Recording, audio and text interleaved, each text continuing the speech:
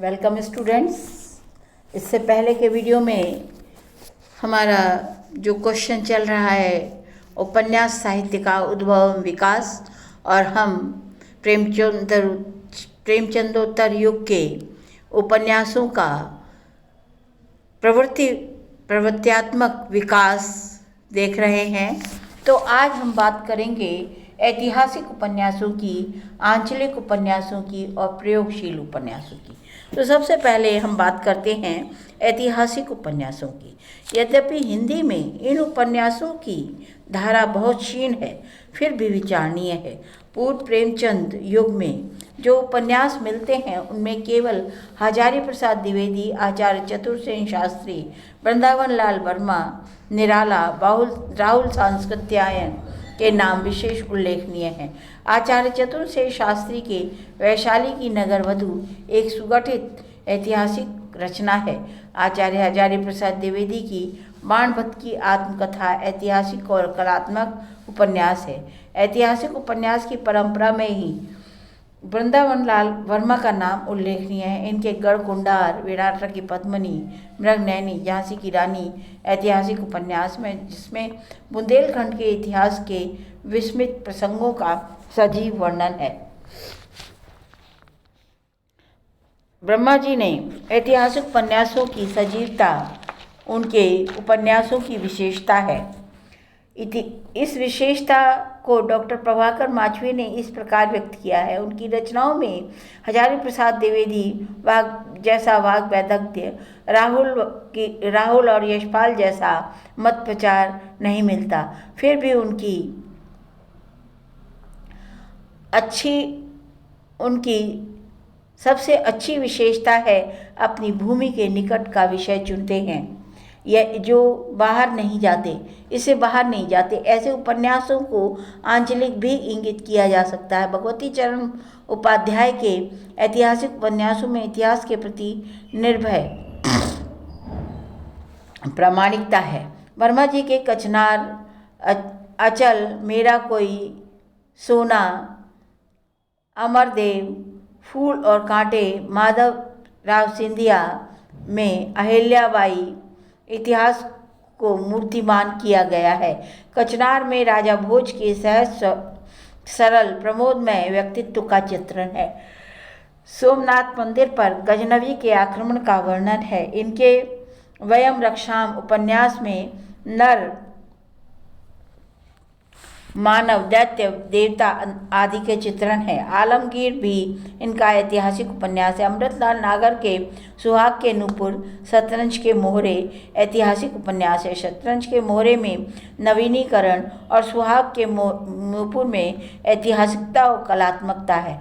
आचार्य हजारी प्रसाद द्विवेदी के चारुदत्त लेख, पुनर्नवा, बाणभट्ट की आत्मकथा विशेष उल्लेखनीय है। मध्यकालीन भारतीय इतिहास से ये संबंधित है। राहुल सांस्कृत्यायन के सिंह सेनापति, विस्मित यात्री ऐतिहासिक उपन्यास है। इसमें सिंह सेनापति लिच्छवी वंश के शासन का तत्कालीन जीवन चित्रण है तथा जय योद्धा में आर्थिक, सामाजिक, राजनीतिक दशा का वर्णन है। राहुल सांस्कृत्यायन के द्वारा बौद्धकालीन कथानक चुनने के कारण ये था कि वे मार्क्सवाद को बौद्ध मत का रूपांतरण मानते थे। दिव्या में बौद्धकालीन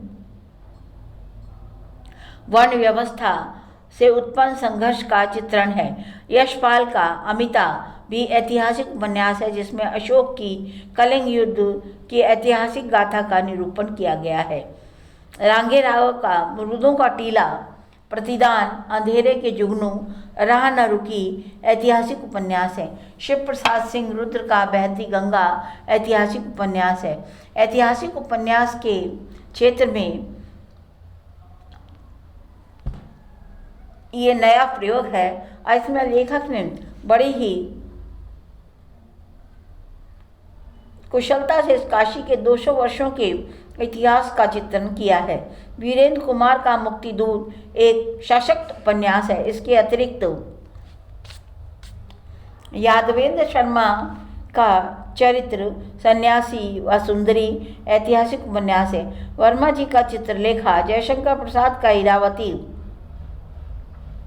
उपन्यास इसी धारा के प्रमुख उपन्यास हैं। जयशंकर प्रसाद का इरावती उपन्यास को भी इन्होंने गिरीश के ऐसे उपन्यासों में मानवतावादी, मार्क्सवादी दोनों ही दर्शन दृष्टिगोचर होते हैं। पहले ही अतीत के युग में सभ्यता संस्कृति प्रभावशाली प्रदर्शित होता है। दूसरे में के अनुसार मार्क्स के द्वंद्वात्मक भौतिकवाद के आलोक किया गया है। राजस्थान, उत्तर प्रदेश, मध्य प्रदेश के प्राचीन आख्यानों को भी प्राचीन उपन्यास माना जा सकता है। और अब हम बात करेंगे आंचलिक उपन्यासों की। तो आंचलिक उपन्यासों में भी किसी देश की संस्कृति, उसके सजीव वातावरण को व्यापक रूप से प्रस्तुत किया जाता है। इन उपन्यासों की अपनी शक्तियाँ और सीमाएं हैं। इस दिशा में फणीश्वर नाथ रेणु का मैला आंचल, पति परी कथा विशेष उल्लेखनीय है। इसमें बिहार प्रांत के पूर्णिया जिले की संस्कृति का सजीव वर्णन प्रस्तुत किया गया है। उदयशंकर भट्ट का लोक परलोक, सागर लहरे व मनुष्य, भद्रनाथ का मुक्तावली, आदित्यनाथ, नेपाल की वो बेटी, नागार्जुन का बलचनमा तथा वरुण के बेटे, रांगे रागा का कब तक पुकारूं, देवेंद्र सत्यार्थी का रथ के पहिए, रामदरस मिश्र का पानी के प्राचीर, जल टूटता हुआ, शैलेन मटियानी का हौलदार, शिव प्रसाद सिंह का बहती गंगा, राजेंद्र अवस्थी का तुष्टि, सूर्यकरण किरण दा छाव, हिमांशु श्रीवास्तव का नदी फिर बहती चली अपने ढंग के अलग उपन्यास आंचलिक उपन्यास है, जिसमें ग्रामीण अंचल के बदलते हुए परिवेश को चित्रित किया गया है। आर्थिक दयनीयता आदि का बड़ा ही सजीव वर्णन है। धर्मवीर भारती का गुल की बन्नो, बंद गली का आखिरी मकान भी आंचलिक उपन्यासों में शामिल किए जा सकते हैं। इन उपन्यासों की विशेषता है कि इसमें प्रादेशिक भाषा, संस्कृति, स्थानीय रंग और संस्पर्श की प्रचुरता होती है। आंचलिक उपन्यासों की सबसे कमजोर व स्थानीय बोली व इसकी संप्रेषणीयता को सबसे बड़ा धक्का इसी से लगता है। हर पाठक स्थानीय बोली को समझ नहीं पाता। इन उपन्यासों की परिसीमाएं हैं। इसमें विज्ञानात्मक प्रवृत्तियों को बढ़ावा मिलता है। इनसे जाति, धर्म, वर्ग के प्रति मोह तथा अंचल विशेष की विशेषता व पक्षपात के भाव की कट्टरता सीमा तक पहुंच जाते हैं। इन उपन्यासों की सफलता इसमें है कि यथार्थवाद की आंचलिकता की सीमा से निकलकर सार्वभौम स्वरूप प्रदान करते हैं। और अब है तीसरा आज का हमारा उपन्यास साहित्य प्रयोगशील उपन्यास। कहानी व कविता के समान ही उपन्यास में भी नवीन प्रयोग किए जा रहे हैं। धर्मवीर भारती का सूरज का सातवां घोड़ा उपन्यास में भिन्न भिन्न व्यक्तियों की अलग अलग कहानी को सूत्रात्मक रूप में प्रदान करने के लिए प्रयत्न किया गया है।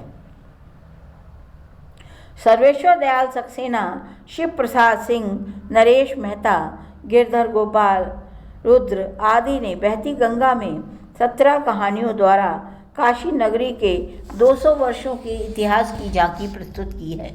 गिरधर गोपाल ने चांदी के खंडहर उपन्यास में 24 घंटे की कथा को समूचे उपन्यास का विषय बनाया।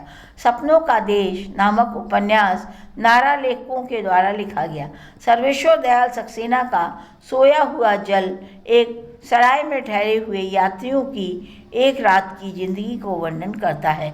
नरेश मेहता का डूबते मस्तूल भी एक प्रयोगवादी उपन्यास है, जिसमें जीवन की विसंगतियों का उल्लेख हुआ है। आज्ञे का शेखर एक जीवनी इस धारा का सफलतम और महानतम उपन्यास है। आज्ञे जी के उपन्यास के नायक में वह सभी कमियों को दर्शाया गया है जो एक नायक में नहीं होनी चाहिए। So thank you students. हमने आज 3 प्रवृत्तियात्मक प्रवृत्तियों वाले विभिन्न प्रवृत्तियों वाले उपन्यासों की चर्चा की और 2 अगले वीडियो में चर्चा करेंगे आधुनिकता बोध के उपन्यास और विविध प्रकार के उपन्यास। So thank you students.